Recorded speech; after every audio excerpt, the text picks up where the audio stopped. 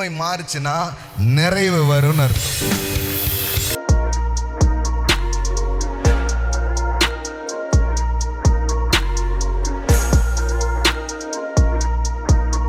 சீர்படுத்துறதுன்னா என்ன? ஒழுங்குபடுத்துதல். ஒளஞ்சு கிடக்கு, என்ன பண்றது?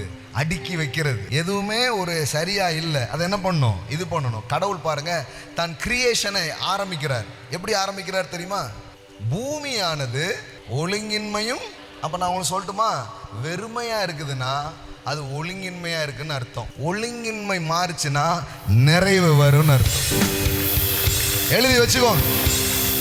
இதை பைபாஸ் பண்ணி நீங்க போக முடியாது. You cannot bypass it. You must follow by the grace of God. தேவனுடைய கிருபையினால் ஒழுங்கை உருவாக்கியே தீர வேண்டும். நீங்க ஸ்கிப் பண்ணிலாம் போக முடியாது. ஸ்கிப் பண்ணி போனீங்கன்னா திரும்பவும் வருவீங்க. ஃபாலோ பண்ணாம எங்க சுத்தினாலும் திருப்பி எங்க தான் வருவீங்க?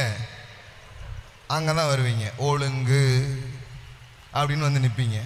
அது 5 வருஷம் கழிச்சு கூட தெரிஞ்சுக்கலாம், இன்னைக்கும் தெரிஞ்சுக்கலாம். ஆனா என்னைக்குனாலும் வண்டி இந்த வழியா வராம உள்ள போக முடியாது அப்படின்றத எழுதி வச்சு. பூமியானது எப்படி இருந்துச்சு? எல்லாம் சொல்லுங்க. ஒழுங்கின்மையும் வெறுமையுமாய் இருந்தது.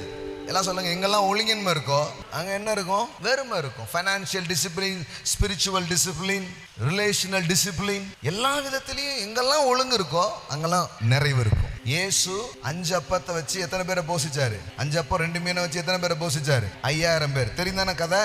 ஆனா 5 அப்பம் 2 மீனை 5000 மாத்துறதுக்கு முன்னாடி இயேசு ஒன்று சொன்னார். என்ன சொன்னார் தெரியுமா? எப்பா எல்லாரையும் 50 பேராக வரிசையா முதல்ல உட்கார வை. அவன் கரெக்டா உட்கார்ந்தா அற்புதம் நடக்கும். எல்லாம் சொல்லுங்க. வரிசையா ஒழுங்கா நான் தேவனுடைய வார்த்தைக்கு இசைவாய் வந்து அமர்ந்தாலே போதும், பெருக்கம் உண்டாக ஆரம்பிக்கும். இங்க பாருங்க, ஏறக்குறைய 5000 புருஷர்கள் இருந்தார்கள். அவர்களை பந்திக்கு 50 பேராய் உட்காரும்படி சொல்லுங்கள் என்று தம்முடைய சீசர்களுக்கு சொன்னார். நீங்க நினைக்கிறீங்க பெரிய விஷயம் ஏதோ பண்ணா அற்புதம் நடக்கும்.